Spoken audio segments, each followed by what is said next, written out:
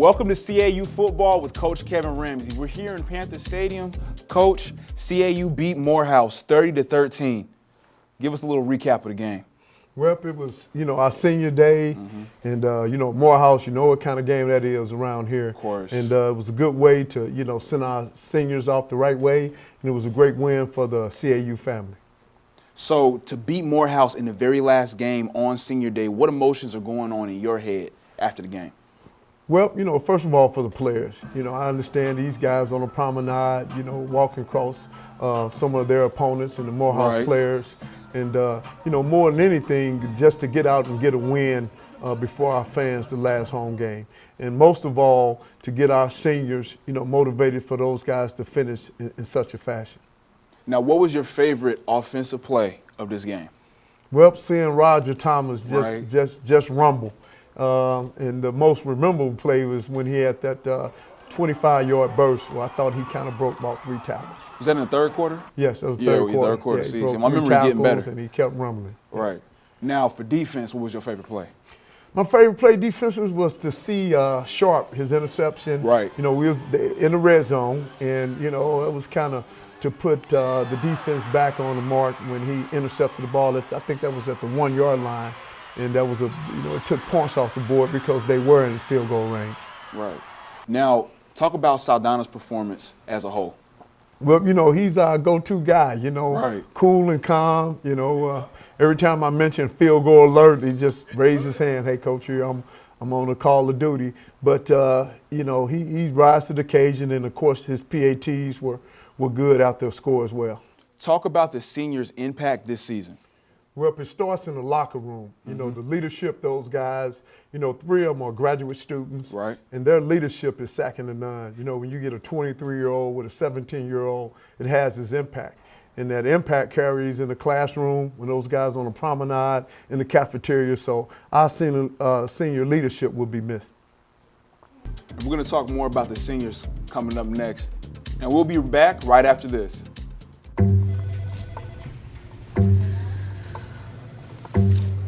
Please have a seat. I'll be honest. Your resume is not what I'm used to. I know. Okay, so what would you bring to my company? What do you need? I need a hard worker. Good. I've got 2 part-time jobs and to help my parents pay the bills. I need problem-solving skills. I got through high school without a car, a phone, or a computer. No college degree, though. Not yet, but life's taught me a lot, and I'm ready for more. Well, you're not the typical kind of candidate that I hire. But you are exactly what I'm looking for.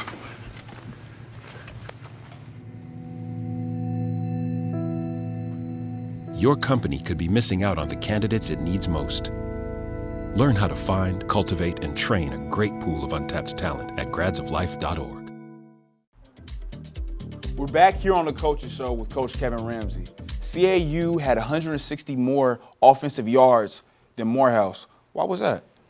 Well, I think it was the intensity of our players. We had a great week of practice, had the music jamming in the morning for the guys, and I thought our guys came out with the intensity that we was preaching the whole week. And, when you get guys to pull off in the offensive emphasis, defensive emphasis, and special teams, you get results as such. And I was at one of those first practices, in the beginning of the season, and I'm seeing guys just giving it their all. A lot of people, sometimes at the coast in practice, but what I like how this coaching staff teaches is give 100% the whole time. Well, that's been our, winning edge, and that's the part of coaching that's the intrinsic reward, so to speak. Right. Having a lot of fun with the guys, and that get pretty contagious. Now, most of those yards were because of Stafford. Now, Charles Stafford had 3 touchdowns for 194 yards. Dive into a little bit about his performance. Well, he did a great job of, making adjustments that need to be made. We had, zero coverage. He was able to pick that apart. Right. And then when they was able to push linebackers out on our receivers, he was able to, go with the zone read. And he had a couple of pulls because, Roger attracted a lot of attention. Yeah, so the option game with Charles was there. Now, for Stafford's targets, he had Banks, he had Jones, he had Sanders, and all these guys had about only a few receptions between them, but they also had 3 touchdowns. So talk about their play in this game. Well, anytime you could spray the ball around, as we say, Right. you know, to different players, that is a big edge because, you know, we know at times, you know, throughout the year, Josh Banks had coverage roll over the top of him. Definitely. And it was able to open up a lot of lanes for us. But what really opened up the lanes in the passing game was Roger and his rushing yardage. So play action was there all night when you got a guy that's rumbling like we got out of Roger Thomas. Right, and Roger Thomas had 199 yards this game, and he actually outrushed himself in the last 3 games in this game. So what's it like to see him going through everything that he's been going through with practice and just all this? So what is that like for you? His durability. Right. You know, he runs just as hard in the first quarter as he does the fourth quarter. True. And a lot of that has to do with the impact that he really worked on in all season. You know, very strong, durable guy, and it really his hard work really paid off. So it seems like to me that every time that Roger does good, the team does good.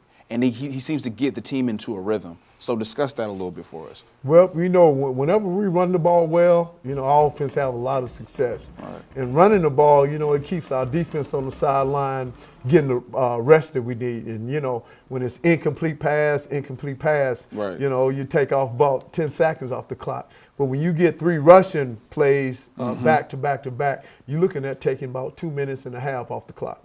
Talk about his leadership. Well, his leadership is big. You know, he's an example on and off the field. But his biggest example is in that weight room. You know, he really works hard, and he puts in the extra time in the weight room. And, you know, we wanted that to be contagious to the young guys on this ball team. Now, CAU was 5 of 5 in the red zone this game. How proud are you to see this at the end of the season for them to be so efficient? Well, that's big. You know, Right. and that red zone conversion, you know, weeks in past, we talked about that. Yes. You know, when we was in the red zone and it's 3 points or a blocked finishing. field goal. But when you finish getting the ball in the end zone, you know, it doesn't get any better. Now, what could we have improved on more on the offensive side of the ball? Well, you know, offensively was really clicking. It was a couple of pulls. If you had Charles in here, he would say he would have pulled it and, you know, kept it out on the edge. Right. You know, Roger was actually well over 200 yards, you know, Right. on the option play. The last play that, you know, the game pretty much for him, you know, was a pitch and, you know, he lost 4 yards there. He was well over 200 yards. But, you know, pulling the ball from the quarterback position, I think defensively, you know, some of our tackling, they had a Right. weak side running scheme on us that had some success. But once we got in the red zone, we just committed them to having to kick a field goal. Now, you talked about defense. Now, Edmonds and Mixon both had 9 tackles, and Culpepper had 6. So talk a little bit about their performances this game. I mean, those are our 3 linebackers, and Right. you know, those guys did a good job of getting downhill. And you know, when you got a defensive front that's pushing the offensive line, it creates downhill angles for your linebackers. Right. And those guys were swarming around the field, downhill angles, and most of all, they was getting TFLs, tackles for loss, which created 2nd and 12 and, you know, 3rd and 12. Exactly. So the defensive calls were a whole lot simpler when you got to make calls that are 2nd and long or 3rd and long. Definitely. Now, another topic that we always talk about is mental toughness with the team. Now, Edmonds, there was a play where he got stiff-armed. He got stiff-armed pretty bad. Then the very next play, he gets a TFL, tackle for loss. And it kind of reminded me of the play that Sanders had against Fort Valley when he had dropped in the end zone, and then the very next play, he got a touchdown. So what are you saying to these guys? Are you even saying anything? Or are they just going and being mentally strong by themselves? Well, we talk about the 6 bases in defense, and Okay. one of those 6 bases is motoring your feet on contact. Whenever contact is involved, you motor your feet. And I think that, you know, he did a fine job, you know, coming back. You know, when you get stiff arm, you know, it's the pride thing. But most of all, his motor is 2nd and none. He's always all over the place. Exactly. And, you know, that's another deal that we talked about that's contagious. When those young guys see that, that's a great example for a defensive player to have TFLs by motoring their feet on contact. How proud of them are you with their swarm tackling? Because they have been relentless this whole entire season. Well, if that's the mark of a team and that's a sharp defense. Right. You know, the essence of defense is tackling. And the essence of offense is blocking, but when we can swarm tackle, boy, it makes the defense look real sharp. Now, moving on to special teams. The ball was placed in the right spots. Blackman had some good returns, so dive a little bit into that for us. Well, our return yardage, anytime you get a kickoff within, the 50-yard line or 40-yard line on both sides, Right. the percentages of scoring are pretty high. Right. And, we scored when we had returns that was at the 40-yard line and going towards the end zone.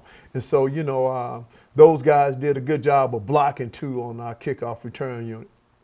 So is there anything else that you want to improve upon special teams-wise? Well, the offense kept the ball rolling. We only punted about twice, And then, punt return, we had Jeremy Tate back there, and, he did a fine job He did. of fair catching the ball when he needed to Right. and then getting us a couple of yards when he had to run it back. And, he's playing cornerback and to go back and return punts. I think he did a solid job.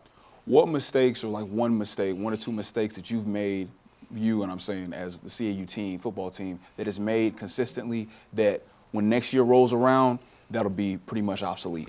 Well, I mean, you look at it, it's a lot of things go through your mind, but, my harp is always just us being a very disciplined team, and the more disciplined you are, the less penalties that you'll have. Definitely. And, the frustrating, offside penalty or false starts, those are, and holding penalties, Right. they get pretty frustrating. So we really want to be disciplined in that department.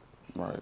And, of course, I'm pretty sure you also want to just, when it comes to holding and all those penalties, it's preventing you from scoring. No doubt, Right. no doubt. Those are drive killers. And then, defensively, when you got a penalty, those are drive sustainers, keeping drives going. Right. So I think as we look back, guys going to see how that is very costly, and, we're going to have to come back and just be even more disciplined.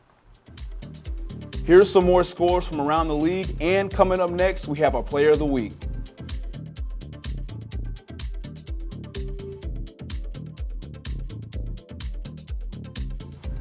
We're here with the Player of the Week, Roger Thomas. Roger, first off, how are you feeling right now? It's a rejuvenating feeling, us coming off of a win from our rival game and not having the season that we wish we had, but it's just a great feeling. I'm glad we all went out with a bang, all the seniors, and we was able to get a win for the team. Where are you from, and give us a little insight on your football journey? Well, I'm from West Point, Mississippi. Most people know.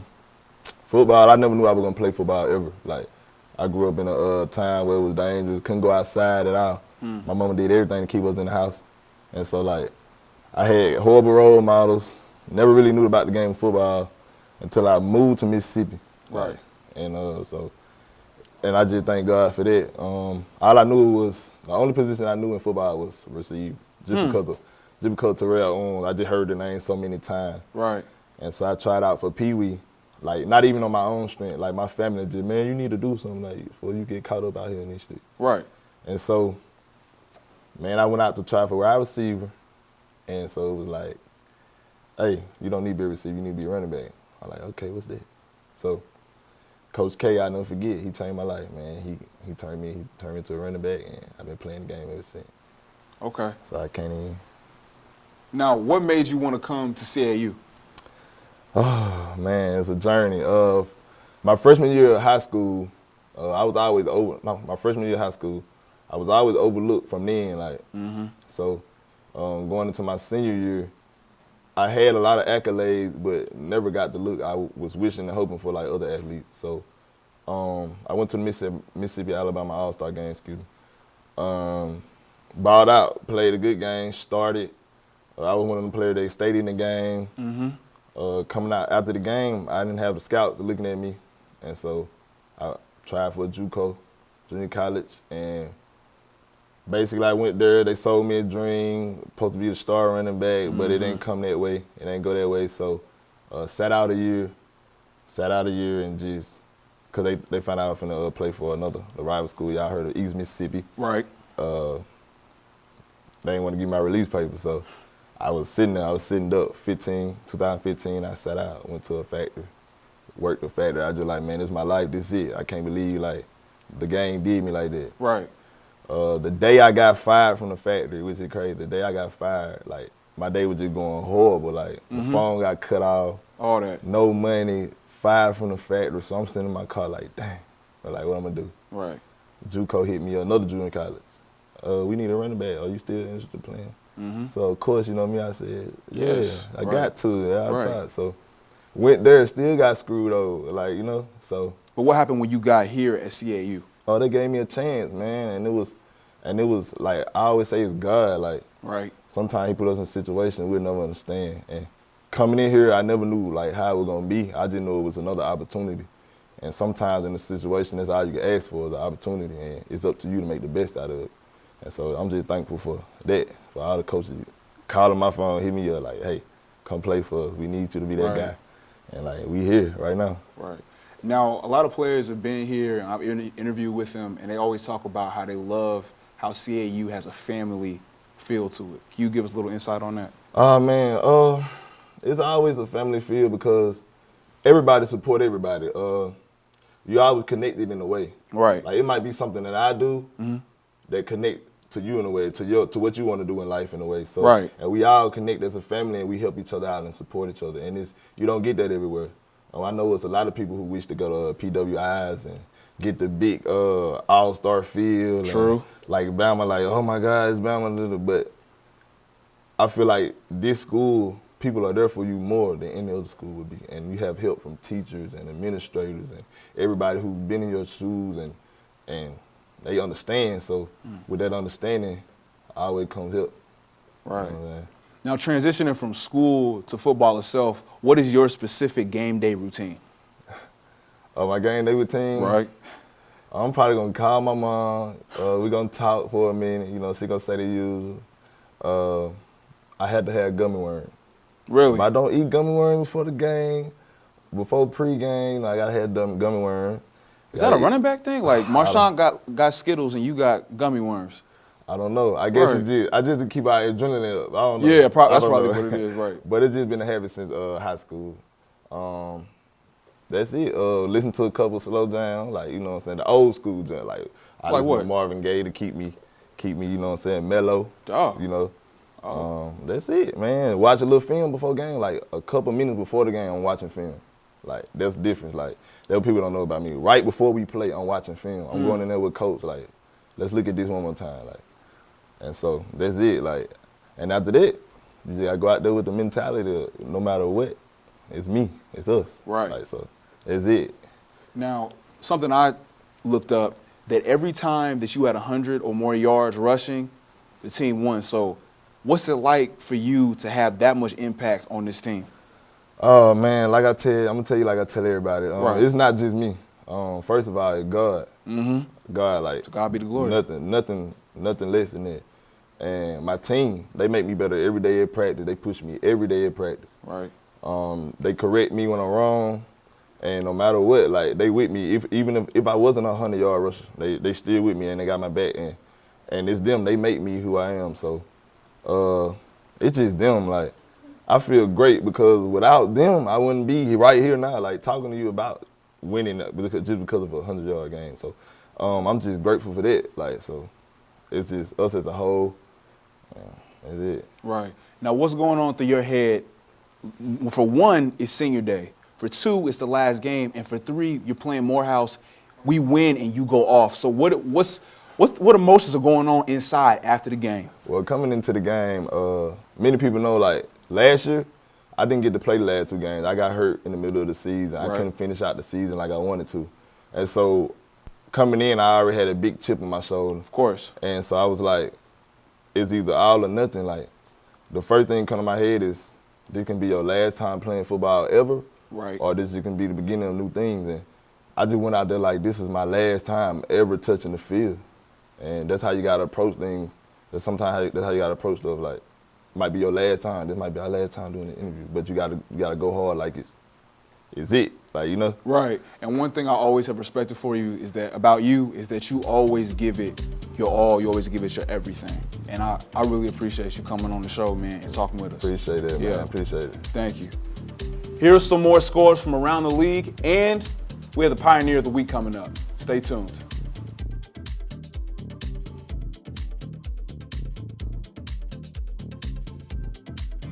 Our Pioneer of the Week, Harry Carson. Harry Carson, a defensive end out of South Carolina State, was selected by the New York Giants in the 4th round of the 1976 NFL Draft. He was immediately moved to the linebacker position in the pros. He led all Giants defenders in tackles for 5 seasons and was named to the Pro Bowl 9 times, including 7 straight from 1982 through 1988. His best single-game performance came in 1982 during a Monday night game versus the Green Bay Packers, in which he racked up 25 tackles. Carson was named first and second team All-Pro 6 times and first and second team All-NFC 6 times. Carson was inducted into the NFL Hall of Fame in 2006. Our Pioneer of the Week, Harry Carson. Coach, we made you guys a little bit of a highlight tape of all the best plays of the year because, you know, this is the final episode for the football version of the Coaches Show. So let's check it out.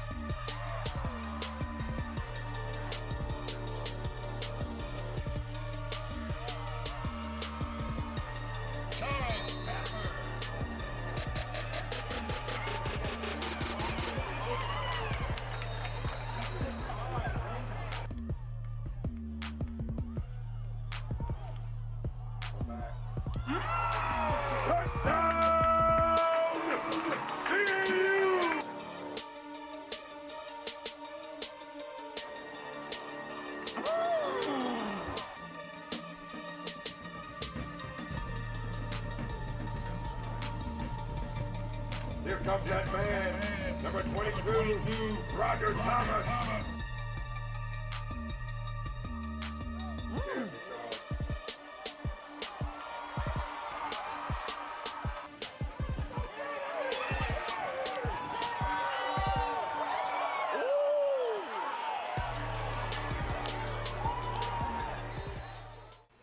So, Coach, after seeing that video and, you know, getting pumped up and going back down memory lane, what were some of your favorite plays from this season?